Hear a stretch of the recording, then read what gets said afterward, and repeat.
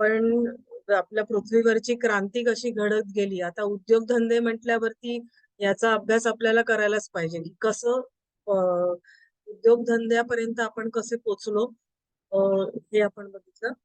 त्याच्यानंतर औद्योगिक क्रांतीचे सकारात्मक पैलू काय आहेत ते आपण बघितले.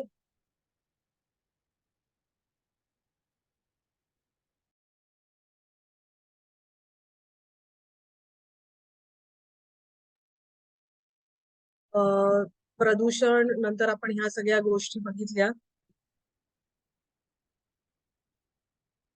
त्याच्यानंतर विकसित देशामध्ये काय झालंय, त्याच्यानंतर जपानमध्ये कसं धंद्याची वाढ झाली, पण त्याच्याबरोबर त्यांच्यामध्ये कसं ताण वाढत गेला आणि आत्महत्येचं प्रमाण कसं वाढत गेलं आणि सेकंदाला त्यांचा हिशोब हा असतो आणि तो ठेवण्यासाठी जे स्ट्रेस येतं आणि त्याच्यातून त्यांच्याकडे वाईट परिणाम झालेले दिसून येतात. गरीब श्रीमंत याच्यामधलं जे श्रमाचं शोषण आहे ते कामगारांच्या बाबतीमध्ये ते दिसतं आपल्याला. मग पालक आणि मुलांकडे दुर्लक्ष होतं आणि मग त्याचे आपल्या कौटुंबिक जीवनावरती संबंध बिघडतात आणि जी कटथ्रोट कॉम्पिटिशन आहे, आपण ज्याला रॅट रेस म्हणतो, की आपल्याला एखादी गोष्ट बाजारपेठेमध्ये आपल्याला टिकून राहायचंय, तर आपलं जे प्रोडक्शन आहे ते प्रोडक्शन ही जास्त चांगलं कसं होईल ते आपण बघायचं. मग त्याच्यामध्ये नाविन्य काय आहे तेच. आता टूथपेस्ट म्हटली तरी कोलगेटची टूथपेस्ट आहे, मग दुसरी फ्लोराईड आहे, मग त्याच्यामध्ये क्लोजअप आहे, मग याच्यामध्ये मिसवाक आहे, मग याच्यात लवंगाचं तेल आहे, मग याच्यात कोळसा आहे. नवीन नवीन नवीन काहीतरी लोकांच्या समोर तुम्हाला ठेवायला लागतं आणि आपलं प्रोडक्शन हे वाढवायला लागतं आणि मग त्याच्यातून जी काही स्पर्धा असते, धोरणं बदलणं असतं किंवा काय, ह्या सगळ्या गोष्टी वाढत जातात. तर इथपर्यंत आपण बघितलं. आता ह्याच्या पुढे आपण बघणार आहोत. आता बैठी जीवनशैली. तर बैठी जीवनशैली आपण जर असं म्हटलं तर तुम्ही काय सांगू शकाल बैठ्या जीवनशैलीबद्दल? तुमच्या आतापर्यंत आपण योगाचा अभ्यास केला तर काय सांगू शकाल? म्हणजे काय? हा शब्द दिवसभर बऱ्याच वेळेला येतो. हा. दिवसभर बसून काम करणारे जे लोक असतात ऑफिसमध्ये म्हणा किंवा आयटी सेक्टर मधले म्हणा, कॉम्प्युटरच्या समोर बसून टेबलवर बसून काम करतात दिवसभर. हा, अगदी बरोबर. आणि अशा पद्धतीने हा, अगदी बरोबर. तसंच घरामध्ये असणाऱ्या गृहिणींचं सुद्धा असं होतं, म्हणजे त्या कामं भरपूर करत असतात, पण त्यांना शारीरिक कष्ट, म्हणजे आता उभं राहून स्वयंपाकाच्या ओट्यावरती काम करणं आणि पूर्वीच्या काळीचं काम याच्यात फरक आहे. मग जेवायचं, मग त्याच्यानंतर दुपारची वेळ होते आणि मग एक ठराविक ठराविक गोष्टीच केल्या जातात, शारीरिक कष्ट कमी होतात आणि गृहिणींचे आजार सुद्धा वाढलेले आपल्याला, त्यांना सुद्धा डायबिटीस आणि ह्या गोष्टी झालेल्या आपल्याला दिसून येतात. म्हणजे एकूणच तुम्ही म्हणालात तसं की तुमचं एका ठिकाणी बसून काम करणं असतं आणि त्याच्यामुळे ज्या गोष्टी काही होत असतात त्याचे दुष्परिणाम होत असतात, तर ते म्हणजे तुम्हाला मनोशारीरिक आजार होतात. आणि स्ट्रेस, आता आपण ऑफिसमध्ये जर म्हटलं, आता मी तुम्हाला मागे म्हटलेलं की तुम्हाला आपण हे जे आपण काही शिकतोय तर ह्याच्यावरच तुम्हाला वेगवेगळे प्रश्न आले तर तुम्ही याच्या अनुषंगानेच उत्तर द्यायचंय. आता जर तुम्हाला असं म्हटलं की कॉर्पोरेट सेक्टरमध्ये काम करणाऱ्या लोकांवरती योगाचा परिणाम कसा होतो. आता कॉर्पोरेट सेक्टरमध्ये काम करणारी म्हणजे ऑफिसेसमध्ये काम करणारी लोक आली. मग अशा ठिकाणी ऑफिसमध्ये काम म्हणजे बैठी जीवनशैली आली, स्ट्रेस आलं. तुम्ही त्या दृष्टीने तुमचं उत्तर तयार करायचं आहे. म्हणजे आता जर कामकाज पुढे आपण दिलंय कामकाजाचं वातावरण, मग एखाद्या कुठे म्हणूया बरं, सिमेंट फॅक्टरीमध्ये काम करणाऱ्या लोकांवरती कसं तुम्ही योगाचं ऍप्लिकेशन द्याल. आता सिमेंट फॅक्टरी म्हटल्यावरती काय, तिथे सिमेंट बनतं, मग काय, तर हवेमध्ये धुळीकण त्याचे येतात, बरोबर, त्याचे बारीक बारीक, मग त्याच्यामुळे काय होणार, रेस्पिरेटरी सिस्टमला त्रास होणार. मग त्याच्या अनुषंगाने तुम्ही काय योगाच्या प्रॅक्टिसेस देऊ शकता त्यांना, शुद्धिक्रिया म्हणा किंवा इतर सगळ्या गोष्टी. तर असा विचार करून तुम्ही उत्तर लिहायची आहेत प्रश्नांची. आता इथे बैठ्या जीवनशैलीमुळे काय होतं की ऑफिसेसमध्ये जे काम करणारी लोक आहेत तर त्यांना स्ट्रेस लेवल त्यांची वाढलेली असते. आणि त्याच्यामुळे काय होतं तर मनोशारीरिक आजार, मनोदैहिक, मनोशारीरिक तुम्हाला वेगवेगळ्या पुस्तकांमध्ये वेगवेगळी शब्द तुम्हाला वाचायला मिळतील. म्हणून मी मुद्दाम प्रत्येक ठिकाणी वेगळे काही शब्द दिसले तर टाकलेले आहेत. तर मनोकायिक आजार हेच त्याचं आहे. म्हणजे सायकोसोमॅटिक डिसीजेस हे होत असतात. आता ते म्हणजे आता कुठले आहेत बरं सायकोसोमॅटिक डिसीजेस सांगा बरं. मनोकायिक आजार कोणते आहेत? ब्लड प्रेशर, शुगर, आणि उच्च रक्तदाब, मधुमेह. नुसता रक्तदाब म्हणू नका, उच्च रक्तदाब असतो. उच्च रक्तदाब रक्तदाब असतो हा काही आजार नाहीये. उच्च रक्तदाब. उच्च रक्तदाब, हा आणि मधुमेह, अजून काय? झोप न येणे, हा, अस्वस्थ वाटणे. झोप न येणे त्याला इन्सोमनिया इंग्लिश मध्ये म्हटलं जातं. थोडी तुम्ही ना मराठी नावं आणि इंग्लिश नावं दोन्ही माहिती करून घ्या. कारण आता कसं असतं डॉक्टरांकडे एखादा पेशंट जातो तर नॉर्मली इंग्लिश शब्द वापरले जातात. तुम्ही जर योग टीचर बनणार असाल तर काय होतं ते तुम्हाला लिहून आणून जर तुम्हाला रिपोर्ट दिला किंवा त्याच्यावरती काय लिहिलंय हे तुम्हाला कसं कळणार? हो की नाही? तर थोडीशी इंग्लिश नावं आजारांची दोन्ही मराठी इंग्लिश आपण जे काय बोलत असू पण इंग्लिश नावं पण थोडीशी तुम्ही समजून घ्यायचं. आणि काय? आणखीन स्थूलपणा, काय? स्थूलपणा, बरोबर, ओबेसिटी. आणखीन काय?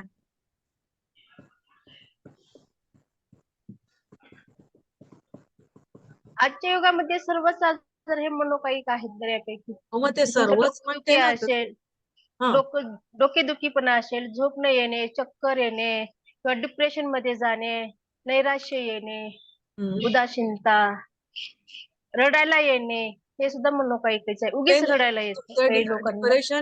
डिप्रेशन म्हणजे उदासीनता म्हणजे निराशपणा असतं. निराश. हा, परत सांध्यांचे आजार होतात.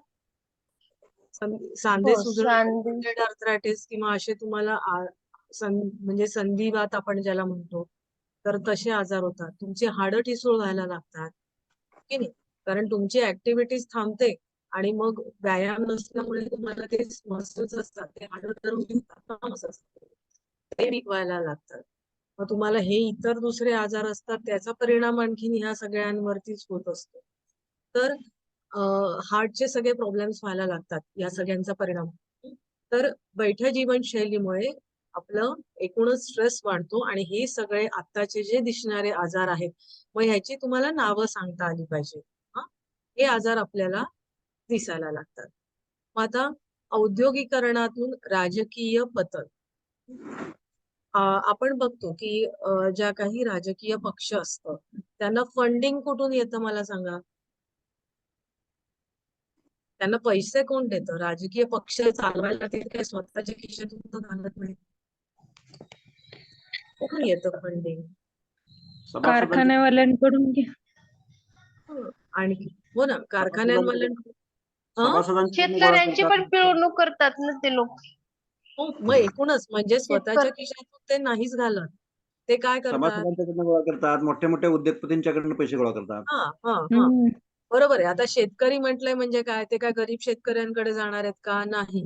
जे काही मोठे शेतकरी आहेत त्यांच्याकडून ते घेतात. कारण मोठे शेतकरी आणि राजकीय पक्ष यांचं साटलोट असतं की नाही.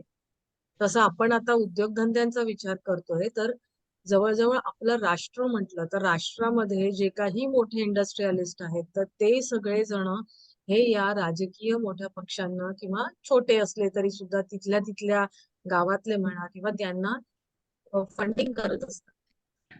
तर मग आता त्यांनी लावलेला पैसा ते काढणार कुठून मला सांगा. गव्हर्नमेंटच्या स्कीम्स मधनं. गव्हर्नमेंटच्या स्कीम्स पण बरोबर. मग गव्हर्नमेंटचे स्कीम्स असतात पण त्यांच्या हातात काय असतं? त्यांचा कारखाना. बरोबर आहे की नाही? अनुदान मिळतंय. अनुदान मिळतं. आणि मग ह्या सगळ्या गोष्टींचा परिणाम काय होतो मला सांगा बरं. कामगारांवरती होतो आणि अनुदान मिळतं म्हणजे सरकारकडे पैसा जातो कुठून? आपल्या खिशातून जातोय. म्हणजे जे काही सर्वसामान्य लोक आहेत आपण टॅक्स भरतो त्याच्यातून जातो की नाही?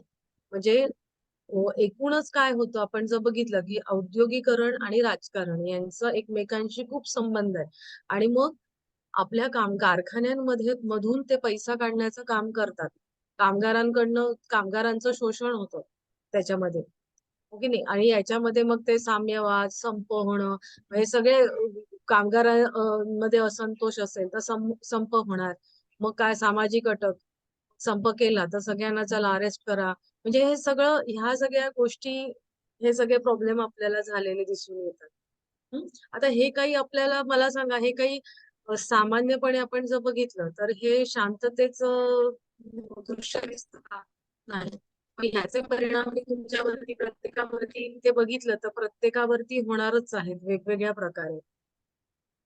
आता आपण कामकाजाचं वातावरण जर आपण बघितलं तर आपण जर आवाजाचा आपण विचार केला तर महाराष्ट्र प्रदूषण नियंत्रण मंडळानुसार दिवसा 55 डेसिबल आणि रात्रीच्या वेळी 45 डीबी आवाजाची पातळी असली पाहिजे असं त्यांनी सांगितलंय.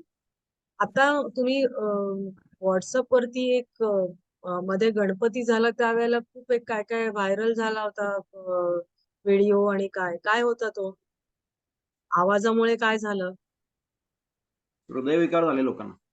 गणपतीच्या मिरवणुकीमध्ये इतक्या जोरात लोकांना आले की हृदयविकार झाले, अटॅक येऊन लोक मेली काही.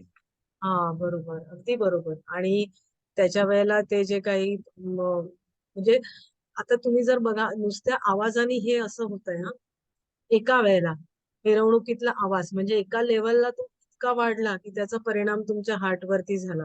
आणि जर असं असेल तर जे रिफायनरीज मध्ये म्हणजे जिथे आवाज जास्त असतो अशा इंडस्ट्रीमध्ये काम करतात तर त्या ठिकाणी त्याच्यावरती परिणाम झालेला आपल्याला दिसून येतो. आता इथे रिफायनरीज मध्ये 75 डेसिबल एवढा आवाज असतो. हं? आणि त्यांचं इथलं तापमान हे 22 अंश सेल्सिअस पेक्षा कमी असतं. मग आता 22 अंश म्हणजे आपण आपल्या शरीराचं नॉर्मल टेम्परेचर 37 डिग्री सेल्सिअस असतं हो की नाही? आता आपण जर म्हटलं थंडीमध्ये असतं ना आपलं 18 पण जातं 10 पण जातं पण ते 10 काही सारखं नसतं ना ते बदलत असतं. सकाळी वेगळं दुपारी वेगळं थोडंसं बदलत असतं किंवा नंतरही थोडा काळ परिस्थिती राहते आणि नंतर मग परत नॉर्मल वरती येतं हो की नाही? तर पण इथे जे काम करतात लोक त्यांना सतत त्या वातावरणामध्ये काम करायला लागतं. इतक्या थंड वातावरणामध्ये काम करायला लागतं. तर ह्याचे जे परिणाम आहेत तर हे शरीरावरती होतात. एवढ्या मोठ्याने तुम्ही आवाज ऐकत राहिलात तर तुम्हाला बहिरे पण येऊ शकतं. बरोबर आहे की नाही? आणि मग जे चिडचिडेपण आहे, डोकेदुखी आहे, हे सगळ्या गोष्टी तुम्हाला होऊ शकतात. म्हणजे कामकाजाचं वातावरण आहे त्याचाही परिणाम आपल्याला झालेला दिसून येतो. अ, सिमेंट उद्योग सिमेंट उद्योग आणि खाणींमध्ये विशिष्ट पदार्थ असतात किंवा विशिष्ट वायू काही प्रमाणात असू शकतात. आपण जसं म्हटलं की सिमेंट उद्योगामध्ये काही अ, धुलीकण म्हणजे त्याच्यामध्ये जे काही गोष्टी वापरले जातात त्याचे कण हवेमध्ये असतात. किंवा खाणीमध्येही कुठली खाण आहे त्याच्यानुसार खाणींमध्येही ते पदार्थ असतात आणि मग ते हवेतून येणारे पदार्थ त्यांच्या किंवा विषारी वायू आहेत तर ते त्यांच्या सगळ्या सिस्टम वरती नाकातून आपले जातात आणि मग सगळ्या सिस्टम वरती त्याचा परिणाम होत असतो. पहिला तर ब्रिदिंग वरती होतो आणि जर वायू वगैरे असेल तर मग तो अजून इतर सिस्टम वरती सुद्धा परिणाम घडवून आणतो. विपरीत परिणाम घडवून आणतो. आणि तरीही म्हणजे त्यांचं निर्मूलन करण्यासाठी उपाययोजना केलेल्या आहेत. पण अ, गंमत अशी आहे की त्या ज्या उपाययोजना आहेत तर त्याचा अ, त्या मिनिट हं. तर त्या त्याचे नॉर्म्स व्यवस्थित पाळले गेलेत की नाही हे बघितलं जातं का हा हा वादाचा विषय आहे. बरोबर? नंतर म्हणजे त्यांना काही मास्क दिले जातात. आता पुढच्या पर्यावरणीय सुरक्षा म्हणजे आता मास्क दिले जातात, की धुळीकण येतात आहे तर तुम्ही मास्क घाला. नंतर मग डोक्यावरती काही पडू नये म्हणजे खाणीमध्ये असतात किंवा बिल्डिंगमध्येही कामं करत असतात लोकं किंवा तर हेल्मेट घाला किंवा शूज घाला म्हणजे गटरमध्ये काम करत असतात किंवा कुठे चिखलामध्ये काम करत असतात तर त्यांना शूज, गमबूट वगैरे दिले जातात. किंवा गॉगल जे उद्योगधंद्यांमध्ये वेल्डिंग वगैरेची कामं करतात, तर त्यांना जे ठराविक एक काळे गॉगल दिले जातात. तर ह्या प्रकारच्या वस्तू ज्या असतात, तर ह्या त्यांना म्हणजे सुरक्षिततेसाठी म्हणजे पर्यावरणाची सुद्धा आणि स्वतःची सुद्धा. तर याच्या सुरक्षिततेसाठी ह्या त्यांना गोष्टी दिल्या जातात. पण आपण बघतो की त्यांची कधी-कधी क्वालिटी ही चांगली नसते. आणि त्याचा मग आता समजा जे हेल्मेट दिलंय त्याची क्वालिटी चांगली नसेल, तर वरून काही पडलं तर त्याला नक्कीच त्रास होणार आहे. कारण ते प्लास्टिक असतं ते फारच हलक्या दर्जाचं असतं. आणि खरोखर चांगल्या प्लास्टिकचे हेल्मेट असतात, तर त्यांनी आपल्या म्हणजे निदान काही ऍक्सिडेंट झाला तर मेंदू तरी सुरक्षित राहतो किंवा डोक्याला जास्त प्रमाणात इजा होत नाही. पण मग हे प्रत्येक ठिकाणी वापरलं जातं का? किंवा पर्यावरणाची सुरक्षा जर आपण बघितली तर खूप साऱ्या इंडस्ट्रीज मधनं पाणी दूषित होऊन निघतं. हे इंडस्ट्रियल प्रकल्प असतात ते कुठे असतात? नदीच्या किनारी किंवा एखाद्या तळ्याच्या किनारी किंवा समुद्राच्या जवळ म्हणजे अशा ठिकाणी असतात. मग हे पाणी जे फेकलं जातं, तर ते पाणी फेकताना ते शुद्ध करून त्याच्यावर काय प्रक्रिया करून गव्हर्नमेंटनी रूल्स केलेले आहेत. पण ते तसं फेकलं जातं का? ते बघणं गरजेचं असतं. नाहीतर ते पाणी दूषित होतं. बऱ्याच वेळेला आजूबाजूच्या खेडेगावातली लोकं तेच पाणी वापरतात. त्याच्यातले मासे मरतात. तिथेच म्हशी-बिशी पाणी पाजायला नेलं जातं. मग ह्याचा दुष्परिणाम हे सगळ्या जीवनावरती दिसून येतो. आता हे पाण्याचं झालं म्हणजे पाण्याचं प्रदूषण झालं. मग तसंच हवेचं प्रदूषण असतं. हवेमध्ये धूर वेगवेगळे जे काही आहेत ते फेकले जातात. मग त्याचं फिल्ट्रेशन किंवा ते करून शुद्ध करून फेकलं जातं का? हे सगळं बघणं गरजेचं आहे. जसं आपण बघितलं आवाजाचं प्रदूषण ते कंट्रोलमध्ये आहे का?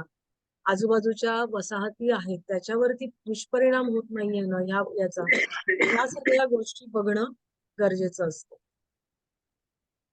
आपल्याला इथपर्यंत आपण बरोबर समजतंय ना? काही प्रॉब्लेम नाही ना? मस्त मॅडम.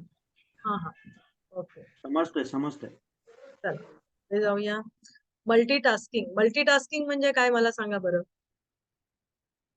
मल्टीटास्किंग म्हणजे काय? त्या व्यक्तीला जास्त कामाचा लोड देणे. ते ते हा म्हणजे तसं नाही म्हणता येणार. एका वेळेला अनेक कामं करणं. वेगवेगळ्या प्रकारची कामं. हा पण ती म्हणजे एकाच व्यक्तीला अशी अनेक कामं देणं. बरोबर? ते तर आपण आता काय चालू आहे सध्या? नवरात्र चालू आहे की नाही? देवी कशी आपल्या वेगवेगळ्या हाताने काम करत असते की नाही? तसं ते देवीचे हात आपले किती 16 पर्यंत केवढे हात आहेत देवी. एवढी सगळी आयुध तिच्याकडे आहेत की नाही? तसंच पण ती देवी आहे. आपण एखाद्या व्यक्तीने एवढी कामं एका वेळेला केली तर काय होईल मला सांगा बरं? काय होईल? एकाच व्यक्तीला खूप कामं दिली तर काय होईल? शारीरिक परिणाम होईल त्याच्यावरती. शारीरिक परिणाम होईल. काय होईल? आरोग्य अजून काय होईल? बिघडेल. आरोग्य बिघडेल त्याचं. आणि बीपी सारखे त्याला आजार होऊ शकतात. टेन्शन, तणाव येऊन. बीपी तणाव. फार लांब राहिलं. आता तुम्हाला एकही काम धड होणार नाही. एकही काम धड होणार नाही. बरोबर? एक ना धड भाराभर चिंध्या आपण म्हणतो की नाही? तसं होईल तणाव थोडंसं. वाढेल. कामाचा तणाव वाढेल. एका वेळेला तुम्ही जर अनेक कामं दिली तर एका कामामध्ये तरी तो कॉन्सन्ट्रेशन करू शकेल का? एकाग्रता करू शकेल का? नाही होणार ना. प्रॉपरली आता मला एका वेळेला 10 कामं सांगितली. मी तुम्हाला इथे शिकवते पण आहे मला किंवा इथे दुसरं पण करायचंय, तिसरं पण करायचंय तर मी एक शिकवण्याचं काम तरी नीट करू शकेल का? किंवा दुसरं इथे काम आहे त्याच्यात पण माझं धड लक्ष राहणार नाही. हो की नाही? म्हणजे मी एकही काम नीट करू शकणार नाही. मग अशा वेळेला आणि मग त्याचा दुष्परिणाम काय होतो? तुम्ही जे काम करता त्याच्यावरती परिणाम होतो ना. मग ते नीट होणार नाही. मग ते नीट नाही झालं तर तेवढं प्रोडक्शन म्हणजे आपण जर इथे उद्योगधंद्याचा विचार केला तर मग तुम्ही जर ते काम नीट नाही झालं तर ती एक साखळी पुढे वाढत जाते. आणि जर आपण एकाच वेळेला एक काम केलं तर काय होतं? तेच काम नीट बारकाईने व्यवस्थित केलं जातं. हो की नाही? आता आपण सोनार असतो. ते सोनार बारीक काम करत असतो. तो किती वेळ शांतपणे काम करत असतो किंवा एखादा चित्रकार असतो. हो की नाही? एकाग्रतेने तुम्ही एखादं काम करता तर त्यावेळेला ते चांगलं काम होतं.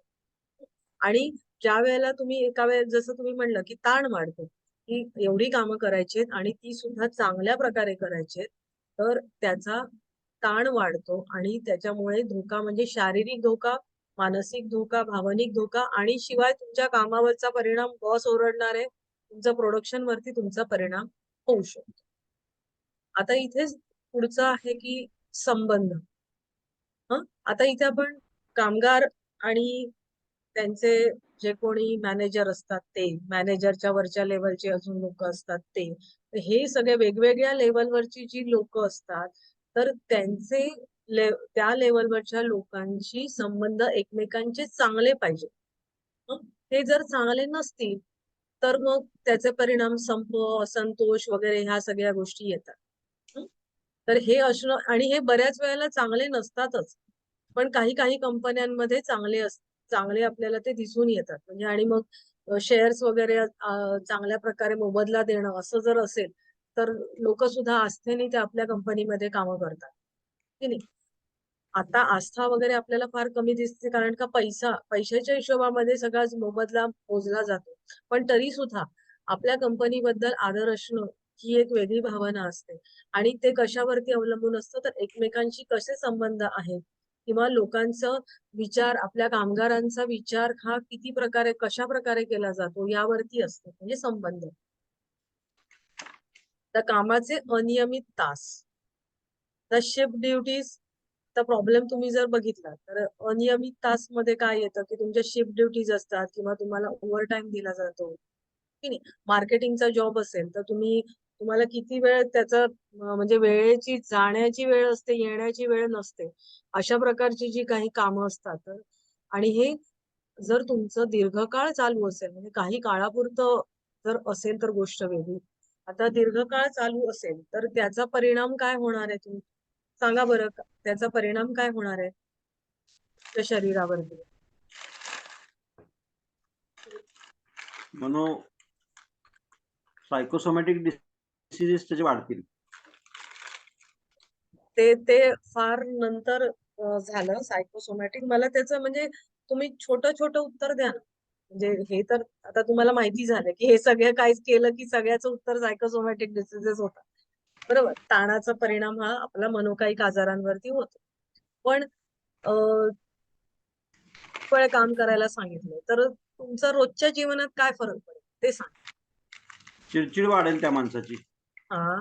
आणि घरातल्या कामात लक्ष लागणार नाही. बरोबर. घराकडे दुर्लक्ष होईल. आणखीन काय होईल?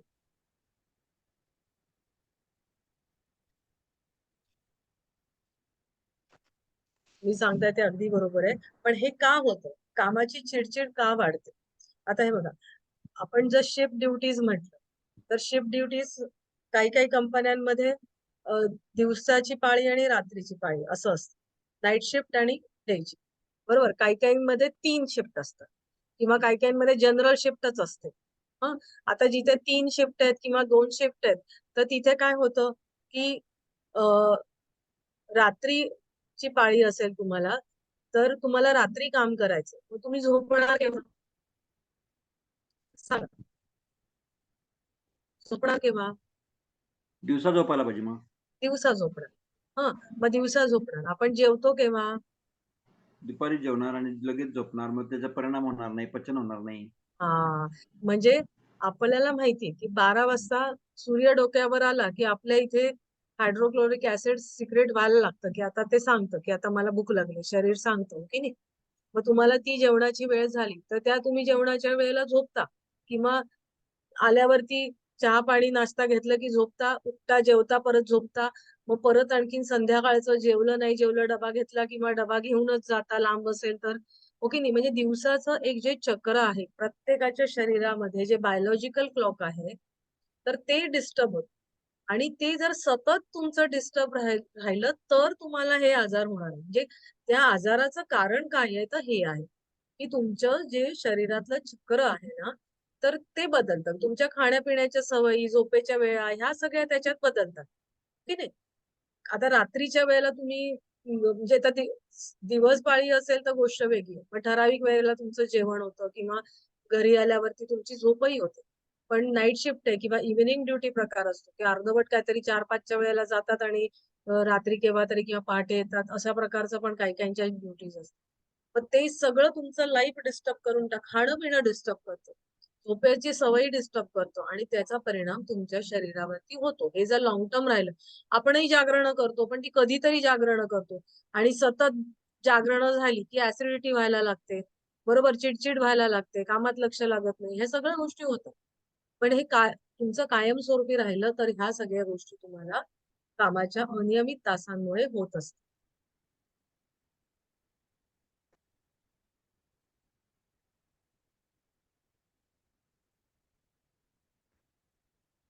ओके, तर युनियन आपण बघतो की प्रत्येक कंपनीमध्ये युनियन असते. तर ती युनियन ही कशासाठी असते सांगा बरं, प्रत्येक कंपनीतली युनियन? कामगारांना योग्य न्याय मिळण्यासाठी.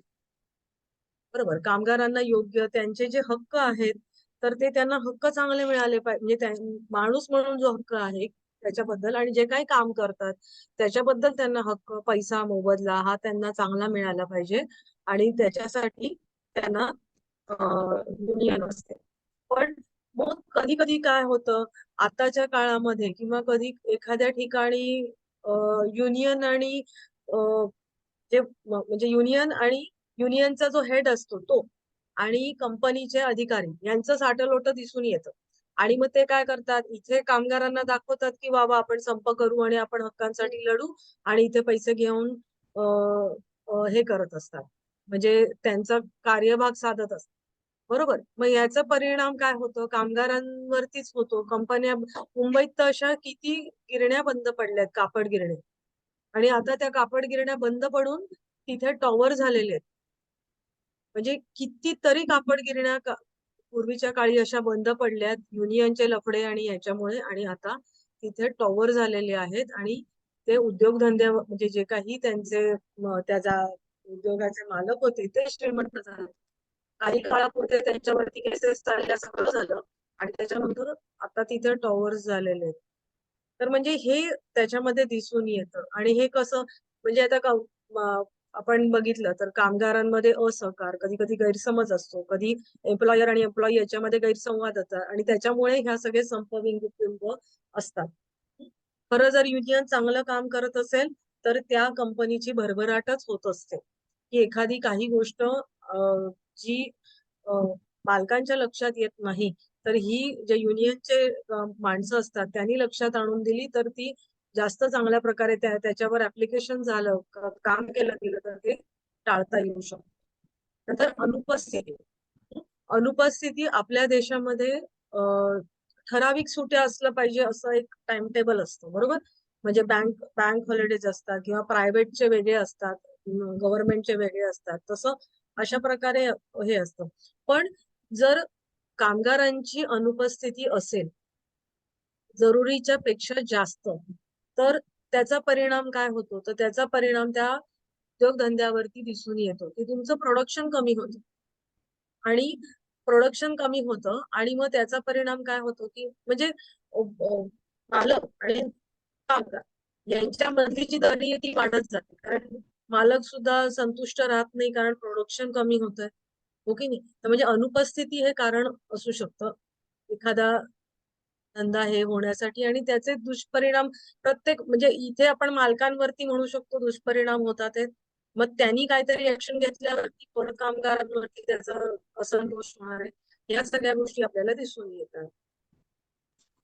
अशा प्रकारे उद्योगांनी बॉस पासून कामगारांपर्यंत दररोज शारीरिक आणि मानसिक स्तरावरची शांतता, संघर्ष आणि अशांतीचा संपूर्ण अभाव याच्यामध्ये दिसून येतो.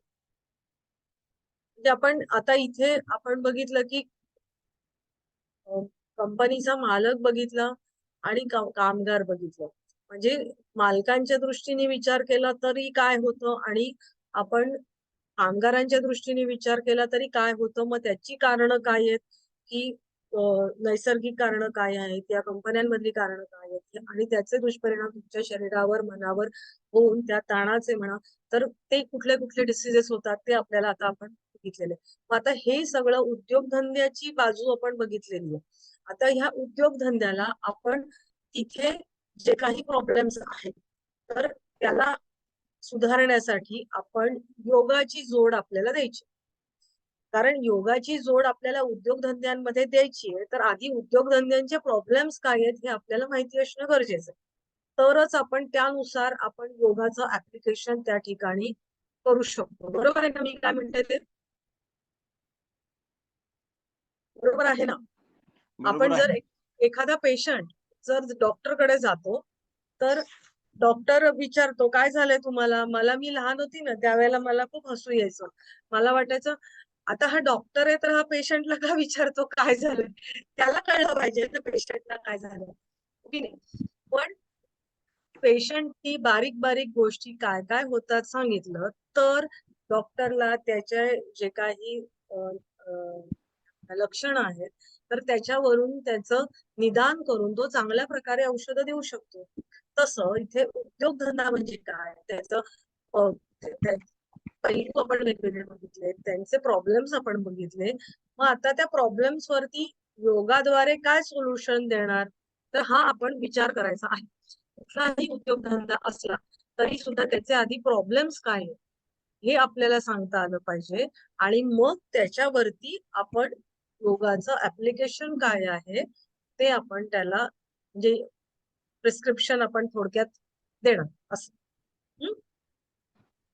आता यमनियम आपण सुरुवात कुठल्याही याची आपण जर सुरुवात केली ना आता अष्टांग योग तुम्ही काहीतरी म्हणजे आता मी इथे माझ्या पद्धतीने केलंय तुम्ही तुमच्या पद्धतीने करू शकता की असा एक क्रम घ्यायचा आणि त्या क्रमानुसार जायचं की हे ऍप्लिकेबल होतं का हे ऍप्लिकेबल होतं का पण ह्याच्यात आपण या धंद्याबद्दल उद्योगधंद्याशी निगडीत परिणाम आपण योगाच्या द्वारे कसा साधू शकतो म्हणजे कसं थोडक्यात की यम नियम आसन आता मी काय करते अष्टांग योगानुसार जाते आणि मग त्याच्यानुसार की मग माझं काही सुटत नाही त्याच्यामध्ये बरोबर मग त्याच्यामध्ये शुद्धिक्रिया पण ऍड करायच्या की मग शुद्धिक्रिया कुठल्या ऍप्लिकेबल करू शकतो त्यांना की मग तुम्हाला हे जे आपण लिहितो की कुठल्याही रोगावरती योग कसा उपयोगात आणणार किंवा इतरही विषय तुम्हाला दुसऱ्या पेपरमध्ये असतील तर त्याच्यामध्ये असा विचार करत गेलात तर तुमचं काही सुटणार नाही.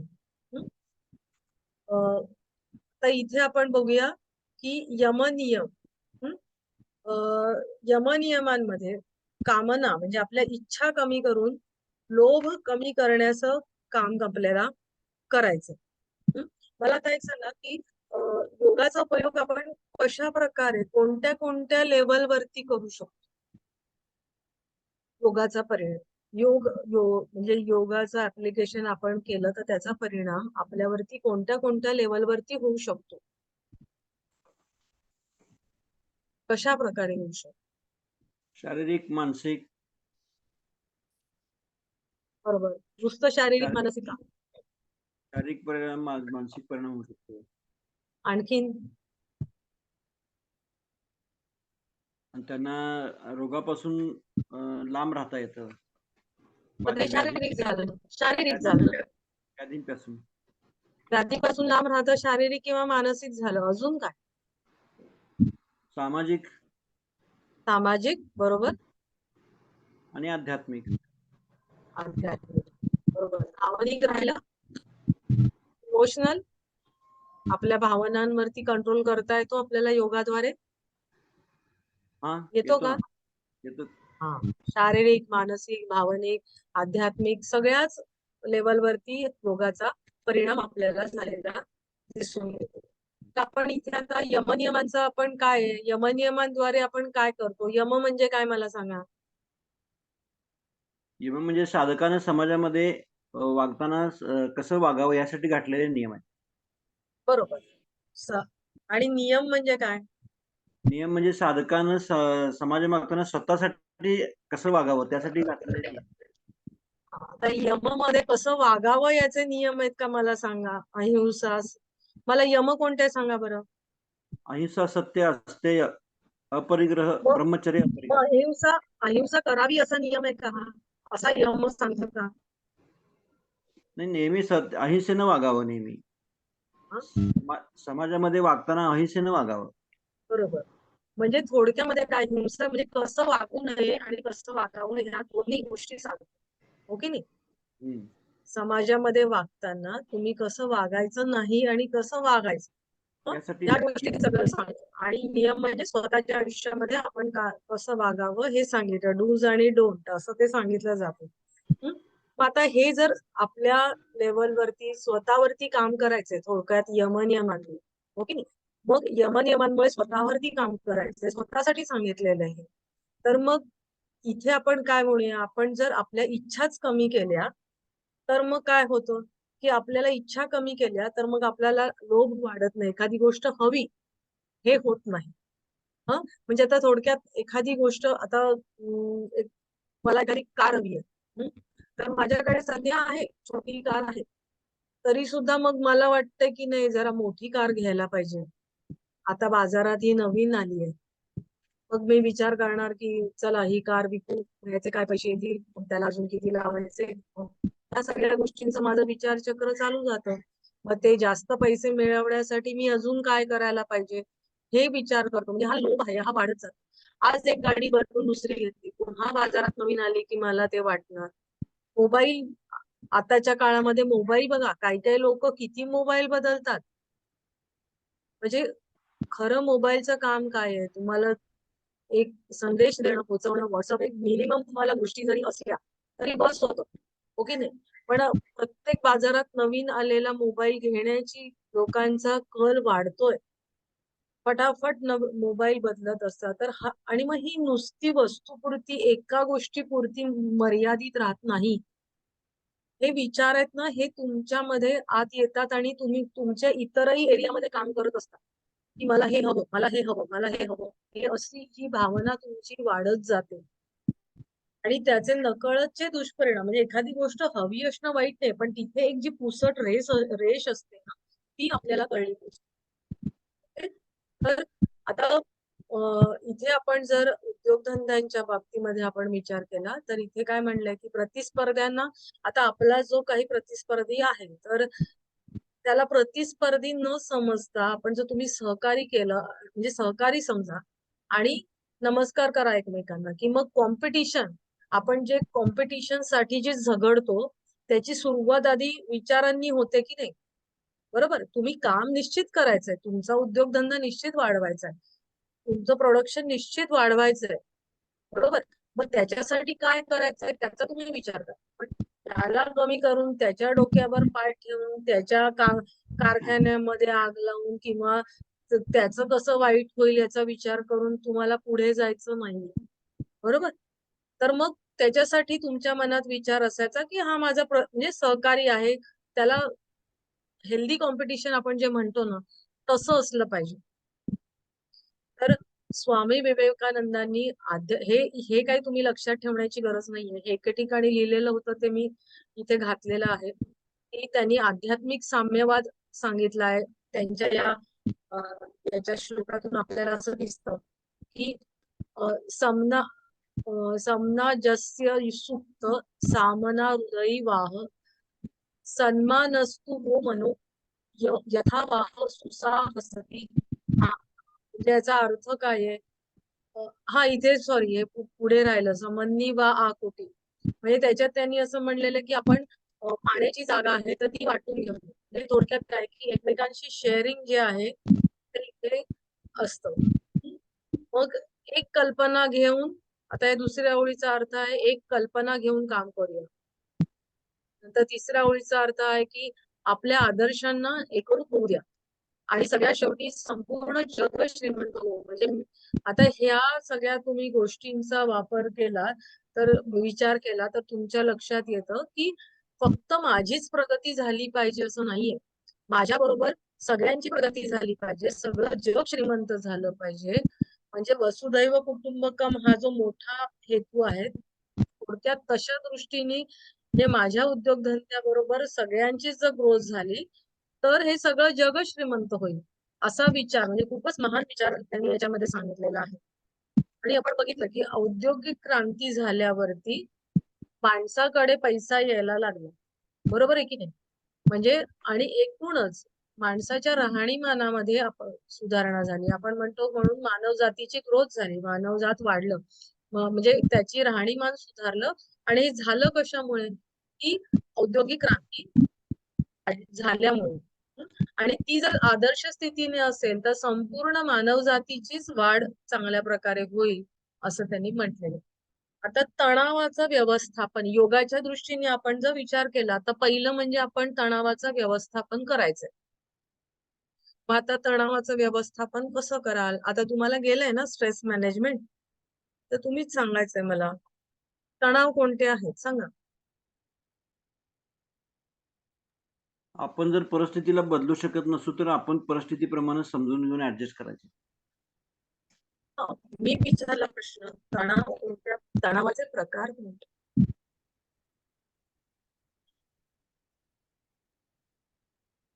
तणाव, मानसिक तणाव, शारीरिक तणाव. आध्यात्मिक पण आले. नाही, तणावाचे तणाव म्हणजे सांगितलं तुम्ही, पण तणावाचे दोन प्रकार आहेत. एक म्हणजे युस्ट्रेस, एक म्हणजे डिस्ट्रेस. म्हणजे एक चांगला तणाव आणि एक वाईट तणाव. एक मिनिट मी जरा पाणी पिते. सायझा.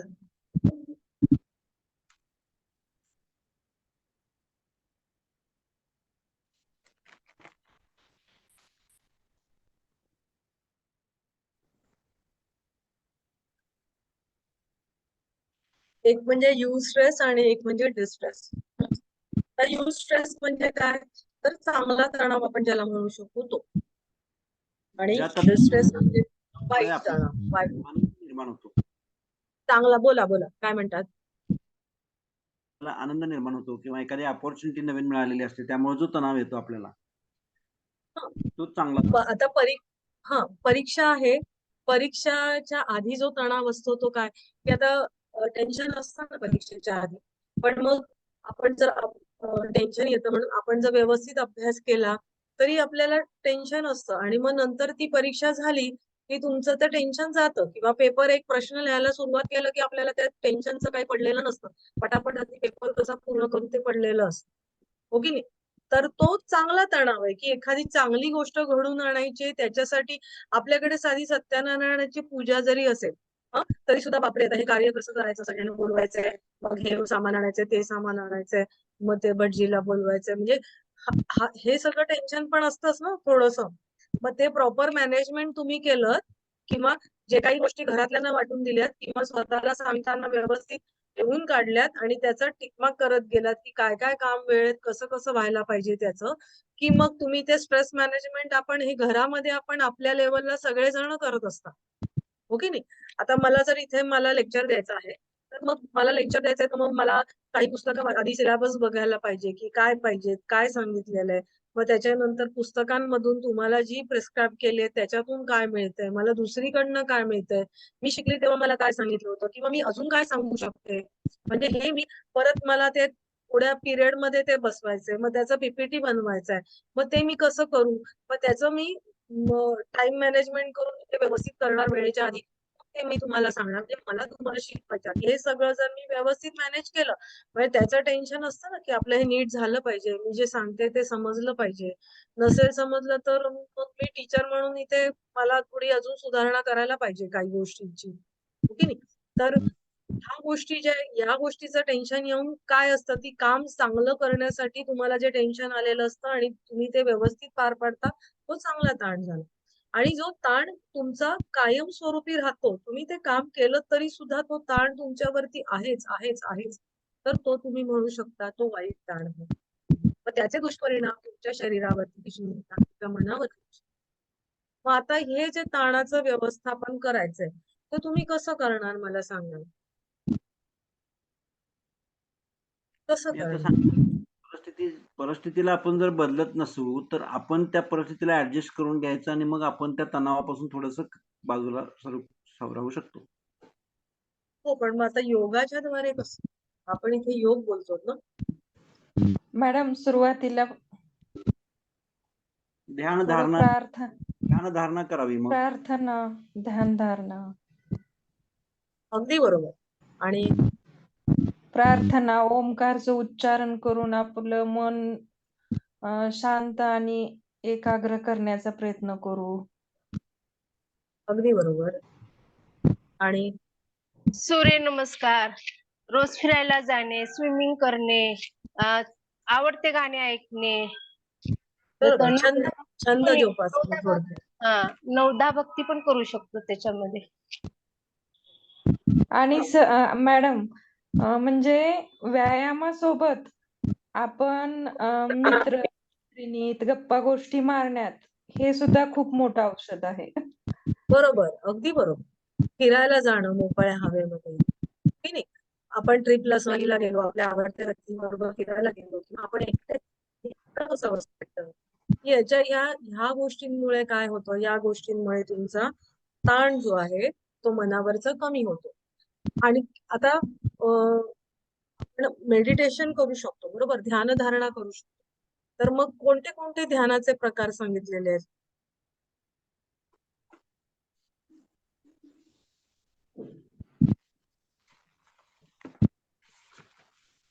सांगा बरं. ओमकार ध्यान ध्यानाचे आहे, बरोबर, विपश्यना ध्यान, बरोबर. प्रणव ध्यान, प्रेक्षा ध्यान पण आहे मॅडम. प्रणव ध्यान म्हणजेच ओंकार ध्यान. प्रेक्षा ध्यान पण आहे. नादानुसंधान, सायक्लिक मेडिटेशन, नादानुसंधान, अजून सायकलिक मेडिटेशन. बरोबर, सायकलिक आपण मेडिटेशन. त्राटक पण करू शकतो ना त्यासाठी. बरोबर, पण त्राटकी शुद्धी क्रिया झाली. आपण विचार ध्यान कशाचा करतो. करतो? ध्यानाचा विचार. बरोबर. आता ही सगळी तुम्ही ध्यानाच्या प्रक्रिया सांगितल्या. तर आताच्या म्हणजे आत्ताच्या सध्याच्या काळामध्ये ह्या ध्यानाच्या आपण प्रक्रिया करून आपण तणावाचं व्यवस्थापन हे करू शकतो. तसंच आधी आपण ज्या काही गोष्टी बोललो त्याचा सुद्धा परिणाम होऊ शकतो. तर प्रशांती कुटीरम बँगलोरची जी संस्था आहे ते सायकलिक मेडिटेशन आहे, तर ते त्यांनी सांगितलेलं आहे. तर त्यांनी वेगवेगळ्या प्रकारचे मेडिटेशन सांगितलेले आहेत. तर त्याचे तुम्हाला लवकर परिणाम तुम्हाला दिसून येतात. तर मग ते कोणते कोणते सांगितलेले आहेत? तर IRT, DRT, QRT आणि DRT तुम्ही नावं ऐकलेली आहेत ना? IRT म्हणजे काय सांगा? आय कशासाठी आहे? त्याचं लॉंग करून सांगितलं, पण मला वाटतं की मराठीमध्ये एक यशवासन आहे वाटतं ते. सुरुवातीला IRT म्हणजे काय? तुम्हाला हे मी का सांगते ना, वेगवेगळे नावं तुम्हाला माहिती पाहिजे. आता मी म्हणून तुम्हाला विचारले की कुठले कुठले प्राणायाम करू शकतो, हे करू शकतो मेडिटेशन. Instant relaxation technique. बरोबर, इन्स्टंट रिलॅक्सेशन. मग सांगा याच्यामध्ये काय केलं जातं? पूर्ण बॉडी रिलॅक्स केली जाते. तुम्ही सांगू शकाल का कशा प्रकारे केलं जातं, अमोलजी? सांगितलं ना आता IRT. ती प्रक्रिया आठवत नाहीये आता मॅडम. बरं बरं, ठीक आहे. तर आता हे कसं केलं जातं? आता इन्स्टंट म्हटलंय. तर मला लगेच रिलॅक्स, तुमच्याकडे वेळ नाहीये आणि तुम्हाला रिलॅक्स व्हायचं, तर काय करायचं? तुम्ही जर शवासनात झोपलेले असाल किंवा एका ठिकाणी जरी तुम्ही बसलेले असाल तरी सुद्धा तुम्ही हे करू शकता. एका ठिकाणी बसलेले असतात तरी करू शकता. तुमचं शरीर आहे ना झोपलेले आपण पाय समजा झोपून तुम्ही केलं तर ते जास्त चांगलं होतं, की तुमच्या शवासनामध्ये आपण झोपतो तसे तुम्ही पाय जवळ घ्यायचे. आपण शवासनात थोडे लांब होतो, याच्या जवळ घ्यायचे आणि पूर्ण बॉडी आपली जी आहे ती पूर्ण आखून घ्यायची. टाईट टाईट टाईट टाईट करायचे, मुठी वळून पूर्ण टाईट करायची बॉडी. एकदम टाईट, एकदम टाईट, एकदम टाईट. म्हणजे जितकं तुम्हाला बॉडी टाईट करता येईल ना, मसल्स आपले सगळे टाईट करता येतील ना, तेवढे टाईट करायचे, तेवढे टाईट करायचे. आणि एका क्षणात, आता समजा हा ग्लास खाली पडला, तर खाली पडल्यावर टन एका क्षणात आवाज येणार, बरोबर? तसं एका क्षणात तुम्ही तुमची बॉडी परत रिलॅक्स करून द्यायची, कोलॅप्स करायची, सोडून द्यायचे बाहेर, एकदम एकदम रिलॅक्स करायचे. म्हणजे टाईट टाईट टाईट तुम्ही आता बसल्या ठिकाणी तुम्ही करू शकता हे. तर तुम्ही जर बसलेले आहात सगळेजण, तर तुम्ही तुमची बॉडी टाईट बसल्या ठिकाणी टाईट करा. पाय टाईट झाले, तुमचे हात टाईट झाले, तुमची छाती, तुमची पाठ, तुमचा चेहरा टाईट करायला सुरुवात करा. करून बघा, ट्राय करा. जिथे आहात तिथेच एकदा हे करून बघा. पूर्ण टाईट करा, पूर्ण टाईट, एकदम टाईट, एकदम टाईट, एकदम टाईट, एकदम टाईट, एकदम टाईट, एकदम टाईट अँड रिलॅक्स. एकदम रिलॅक्स. असं जर तुम्ही केलं, आता तुम्हाला फील कसं होतंय सांग. केलं का कोणी मी बोलत असताना? रिलॅक्स वाटते मॅडम. रिलॅक्स वाटत, हो की नाही? काय होतं माहितीये, आपला जो ताण आहे तो आपल्या मसल्स मध्ये सगळा साठलेला असतो. आणि मग ते तुम्ही ज्या वेळेला ते muscle tight tight tight tight करता आणि सोडून देता, पूर्ण बॉडी एकाच वेळेला एकदम रिलॅक्स करता, त्यावेळेला तुमच्या नुसता शरीरातला नाही, मनावरचा ताण सुद्धा तुमचा कमी होतो. हे इन्स्टंट रिलॅक्सेशन टेक्निक आहे. मग तसंच त्यांचं QRT पण असतं. क्विक रिलॅक्सेशन टेक्निक, ते 3 मिनिटाचं वगैरे असतं. मग त्यांचं DRT असतं, म्हणजे डीप रिलॅक्सेशन टेक्निक, म्हणजे ते शवासनासारखं असतं. आता तुम्ही गुगल करा आणि तुम्ही हे सगळे तुम्ही बघा ते कसं केलं जातं. त्याचे व्हिडिओ सुद्धा आहेत, म्हणजे मग तुम्हाला ते प्रत्यक्ष कसं करायचं ते कळेल आणि तुम्ही स्वतः करून बघा ह्या गोष्टी. आणि खूप त्याच्याने रिलॅक्सिंग वाटतं. जसं सायक्लिक मेडिटेशनचा तुम्ही अभ्यास केलेला आहे, बरोबर? मग सायक्लिक मेडिटेशन मध्ये तुम्हाला वेगवेगळी आसनं असतात, वेगवेगळे ओंकार असतो, नादानुसंधान आहे, हे सगळं एकत्र केलेलं आहे, बरोबर? आणि आपण जर विचार केला तर हे काय आहे, आसनं करायची, केव्हा झोपायचं, केव्हा शशांकासन करायचं, केव्हा ताडासन, केव्हा काय करायचं. म्हणजे तुम्ही जर शारीरिक हालचाली करता तर तुम्ही रिलॅक्स होऊ शकता का? जर एक तिसरा माणूस बघतोय आणि मग तो काय म्हणेल, आपल्याला म्हणजे काय मेडिटेशन म्हणजे एका ठिकाणी बसायचं आणि शांत बसून तुम्ही ध्यान लावायचं, बरोबर? पण इथे आपण सायक्लिक मेडिटेशन बघितलं तर ते सायकल जे आहे तर त्याच्यामध्ये किती प्रकार करतो आपण एका पाठोपाठ एक, बरोबर? पण त्याचा परिणाम हा आपल्याला नंतर दिसतो की तुम्ही किती रिलॅक्स, अगदी सेल्युलर लेवलवरती तुम्ही रिलॅक्स होता सायक्लिक मेडिटेशन. आणि हे त्यांनी अगदी सिद्ध केलेलं आहे प्रयोग करून. त्याचे पेपर्स आहेत, बरोबर? तर मग अशा प्रकारची जी मेडिटेशन, जी नवीन नवीन टेक्निक आहेत ना, तर ते तुम्ही जाणून घ्या. हे सगळे ताणाचं व्यवस्थापन करायचे टेक्निक आहे. SMRT, self management resonance technique, म्हणजे आवाजाचा परिणाम त्याच्या ओंकार किंवा त्याचा प्रयोग करून केला जातो. नंतर प्राणिक एनर्जायझेशन टेक्निक असं ते असतं. तर म्हणजे ही वेगवेगळी जी टेक्निक्स आहेत, तर ती टेक्निक्स वापरून तुम्ही तुमचं तणावाचं व्यवस्थापन करू शकता. म्हणजे तुम्ही जी नावं सांगितलेली ती आहेतच, पण ही आताच्या काळामध्ये लोकांचा वेळ कमी असतो आणि लोकांचे आजार वेगवेगळ्या प्रकारचे वाढलेले आहेत. तर कमी वेळामध्ये तुम्ही जास्त परिणामकारक रिलॅक्स होण्यासाठी हे सगळे टेक्निक आहे. चिदाकाश धारणा, बिहार योग संस्थेचं तुम्ही जर PSYचं तुम्ही जर बघितलं तर त्यांची चिदाकाश धारणा, तुम्ही इथे तुमचा हा चिदाकाश ऑप्शन आहे, तर ते तुम्ही बघू शकता. म्हणजे अशी वेगवेगळी जी टेक्निक्स आहेत. योग निद्रा तुम्ही करू शकता. योग निद्रेने तुमचं ताण आहे तुमचा कमी करू शकता. तुमच्या ज्या सवयी आहेत त्या तुम्ही बदलू शकता. एखाद्या चांगल्या सवयीचं रोपण करायचं असेल तर ते तुम्ही करू शकता. म्हणजे हे सगळ्यांचे परिणाम हे तुमचं तणावाचं व्यवस्थापन करायला तुम्हाला उपयोगाला पडतं. तुम्हाला हे मी काय म्हणते हे लक्षात येते सगळ्यांना?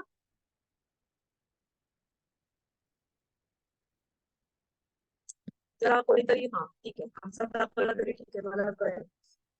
आणखीन अजून मला सांगा की अजून काय सांगितलेलं आहे पातंजल योग सूत्रामध्ये? काही सांगितलेलं आहे का? तुमचा ताण कमी करायचा असेल तर तुम्ही काय करू शकता?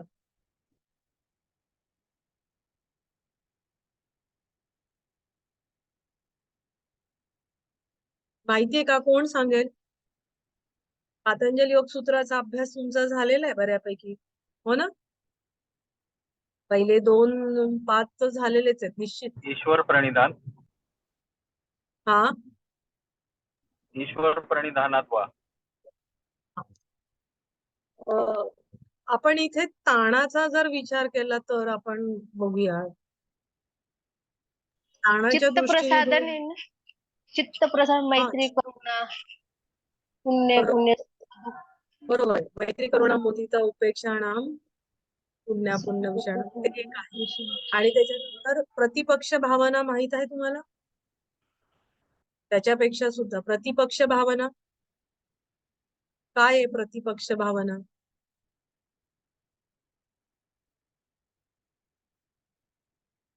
काय आहे? हेच आता तुम्ही जे म्हणला तेच आहे ना?